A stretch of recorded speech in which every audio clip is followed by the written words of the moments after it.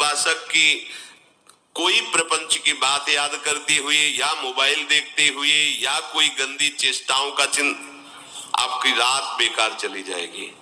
अगर गंदी चेष्टा हो गई तो सुबह भी बेकार हो जाएगी, दिन भी बेकार हो जाएगा, निरुत्साहित हो जाओगे।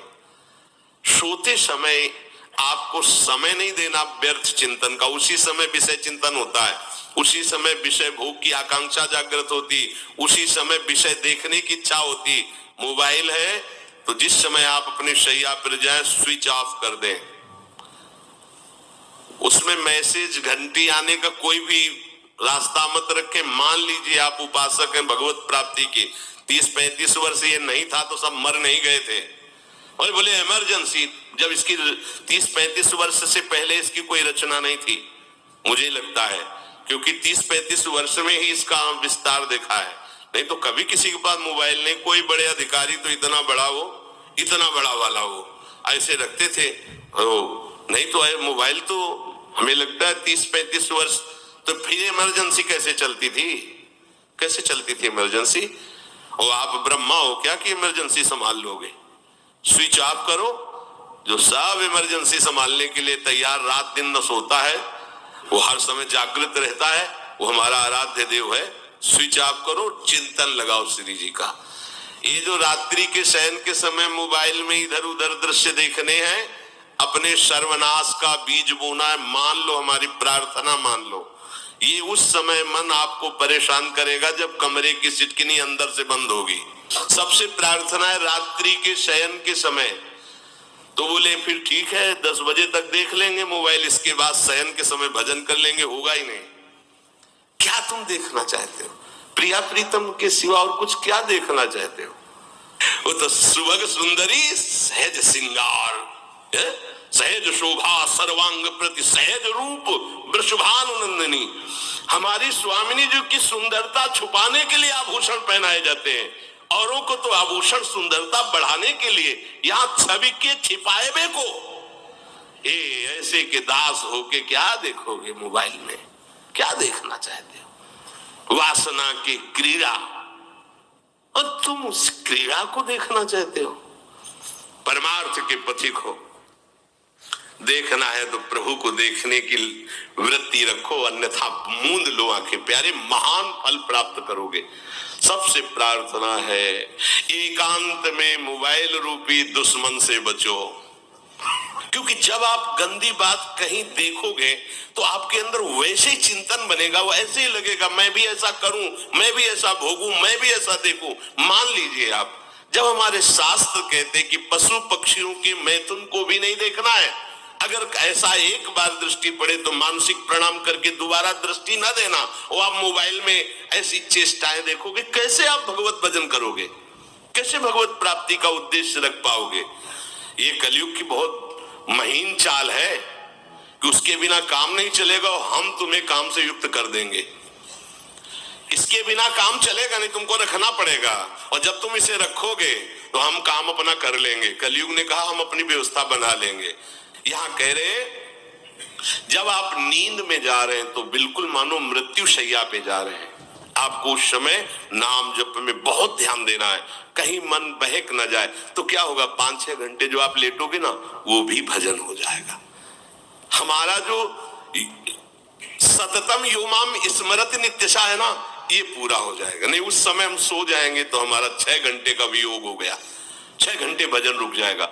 और ये 100% पक्की बात अनुभव की कहते हैं, यदि सोते हुए भजन करोगे तो जगते, कई बार तो पकड़ा है कि अगर आधे पद में बेसुध हो गए तो वो पद पूरा जगते ही शुरू हो गया है, मतलब बीच में स्थिति भागवती की रही। जैसे बेहोश करते समय हमने कहा था जब ऑपरेशन के हमें बता देना, तो उनका बाबा अब इंजेक्शन लगाने वाले हैं, तो वो 1 मिनट हमें केवल दीजिए अपनी चित्तवृत्ति। तो जब होश आया तो वही पहले चिंतन चल रहा था, वही चिंतन।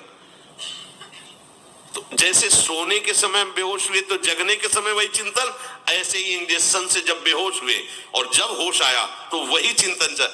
बहुत बड़ा चमत्कार अभ्यास का है। नींद खुले तब से लेकर गाढ़ नींद आने तक स्मरण में कभी रुकना नहीं। और आपको एक छूट दे रहे हैं, कभी कभी क्या होता है कि एक मंत्र में, एक नाम में जैसे बहुत देर अभ्यास करते तो मन उबने लगता है। इसका स्वभाव है, ये अनुभव की बातें कहते हैं। इसका स्वभाव है नवम नवम, नहीं तो ये मतलब, तो इसको हम लोगों ने कैसे फंसाया है। जैसे गुरु मंत्र जप रहे, अब 2-3 घंटे लगातार गुरु मंत्र जप, अब इसको उबन बढ़ी, अभी छोड़ रहा है, बीच बीच में पता चलता है छोड़ना चाहता है, छोड़ रहा है, तुरंत इसको नाम में फंसाया। अब थोड़ी देर नाम में चला, फिर उबरा, बहुत विचित्र है ये, अब उसको फंसा दिया। उस पीछे की बात अभ्यास के समय, नमामि समीशान निर्वाण रूपम विभुम व्यापकम ब्रह्मवेद स्वरूपम। चिंतन, पदगान कर रहे, ये भगवान शिव पदगान कर रहे हैं और उसका चिंतन, निर्वाण रूपम विभुम व्यापकम ब्रह्मवेद स्वरूपम।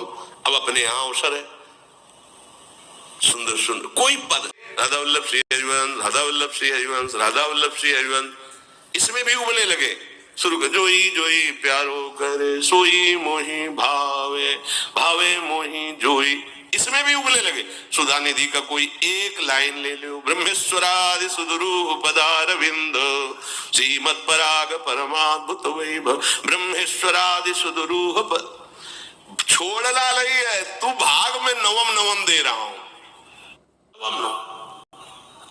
इसको फंसाने के लिए आपके पास अस्त्र हो, जैसे यहाँ चाकू, यहाँ पिस्तौल, तलवार, ये वो सब बिल्कुल वीर सजा रहता है, ऐसे ही अपने लोग सजे रहते हैं। छोटा राधा, अब एकदम चिपक गया आके तो कैसे मारे, तो छोटी चाकू है ना वैसे, राधा राधा राधा, थोड़ा दूरी राधा वल्लभ श्री हरिवंश, थोड़ा दूरी गुरु मंत्र, बड़े बड़े अस्त्र अपने पास रख ले, बहुत भाग रहा है तो फंसा दिया। प्रथम यथावति प्रणव श्री, अब लग पूरा पदगा, पूरा पदगा उसमें लग, प्रथम यथामति प्रणव।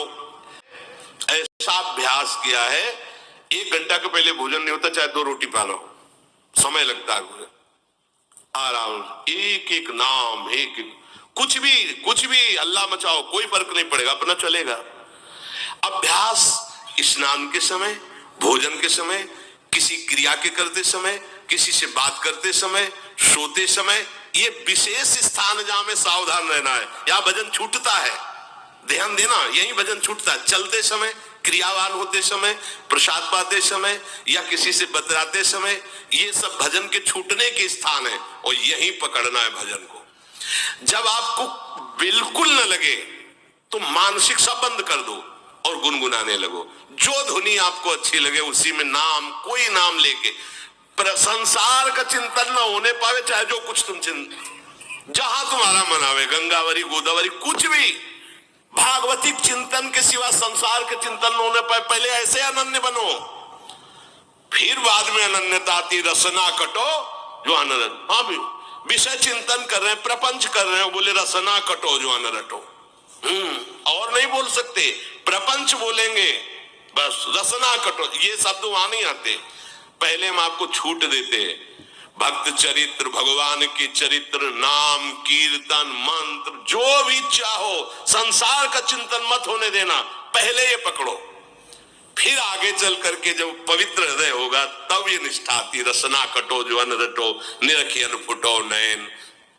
मान लो संसार का चिंतन नहीं करने देना है इसको, आप जैसे बने वैसे करो भागवतिक चिंतन, कोई नाम ले लो, कोई मंत्र ले लो, तुम्हें जो प्रिय लगे, हम छूट देते हैं।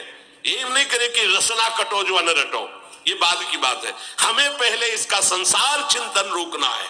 कैसे छूटेगा, कैसे छूटेगा, हमें ये पकड़ना है। नहीं तो निष्ठा की बात, जो हरि नाम जगत त्रिशिरोमणि वंश बिना कबहू, हरिवंश बोलेंगे नहीं, हरि बोलना नहीं है, हरि बोलना नहीं, क्योंकि जो हरिनाम जगत त्रिशिरोमणि वंश बिना, हरिवंश बोलना नहीं है क्योंकि प्रपंच में रति है। तो क्या करो, जो तुम्हें प्रिय लगे पहले उसे पकड़ो। ये हम अंदर की बात कह रहे, प्रवचन की बात नहीं कह रहे, मन को फंसाना है हमें। राम कृष्ण हरि जहां लगे इसको लगाओ, पहले इसको फंसाओ, संसार का चिंतन न होने दे। गीता, भागवत, भक्त चरित्र, कुछ भी कहीं भी इसे फंसाओ, पहले संसार का चिंतन न होने दो। फिर लाओ इसको घुमा के निकुंज वाटिका में, फिर तो भागेगा ही नहीं, फिर नहीं भागेगा। अब सीधे निकुंज वाटिका में किसी महाभाग्यशाली गुरु आश्रित का लगेगा, अन्यथा बहुत प्रपंची मन है। आप आश्रय इधर का लोगे, प्रपंच का चिंतन करोगे, बात बनेगी नहीं। चिंतन छोड़ना है हमें, जैसे बने तैसे संसार का चिंतन छूट जाए तो हम विजय को प्राप्त होंगे। ध्यान दीजिए, इस परमात्म तत्व को वही प्राप्त कर पाता है जिसका राग बीत गया है, खत्म हो गया है, वैराग्यवान। ज्यादा परिश्रम नहीं है वैराग्य में, विवेक नहीं होने के कारण हम वैराग्य नहीं धारण कर पाते। हम बाहरी बातों को वैराग्य ले लेते हैं, ऐसा कपड़ा बदल लेना या कपड़ा ना पहनना या लौकी का कमंडल, मिट्टी का पात्र, तो हम अपने को वैरागी। बात यहां नहीं रुकेगी। वैराग्य का इतना ही मतलब नहीं, ये भी एक बाह्य अंग है वैराग्य का, पर वैराग्य का सच्चा स्वरूप है वीतरागा। कहीं कुछ भी अच्छा नहीं लग रहा, कोई भी सुख आकर्षित नहीं कर रहा, लोक लोकांतर की प्रतिष्ठा, मान, सुख, ऐश्वर्य, व्यक्ति, कुछ अच्छा नहीं लगा, राग खत्म हो गया। ऐसा उस अक्षर ब्रह्म को, अविनाशी तत्व को जान पाता है। जगते भयो फिरे बैरागी। जैसे हरिवंश प्रपंच बंच सब ये काल ब्याल को खायो। हालत यह है कि जैसे सांप ने मेढक को पकड़ रखा और मेढक सामने पतिंगा को, कीड़े को पकड़ना चाहता है, उसे ये पता नहीं कि मैं खुद किसी का कवल बन चुका हूं, वो एक झटके में मुझे अपने पेट में ले जाएगा। ऐसे ही हम सब हैं, काल के द्वारा ग्रसित है। काल ने हमें पकड़ रखा है, पर हम भोग भोगना चाहते हैं, हम नाना प्रकार की मान प्रतिष्ठा पाना चाहिए। पता नहीं एक झटके में हमारा अस्तित्व ही खत्म हो जाए।